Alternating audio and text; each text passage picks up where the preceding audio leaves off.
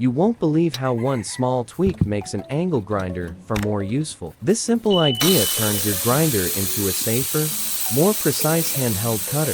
Hey, everyone, welcome to Tool Hacks. Today I'll share a clever attachment and positioning trick for your angle grinder. Before we start, what's your favorite grinder project? Comment below. Have you ever tried customizing your tools? Tell me how creative you've been. If you've got your own grinder hacks, share them in the comments. I'd love to see.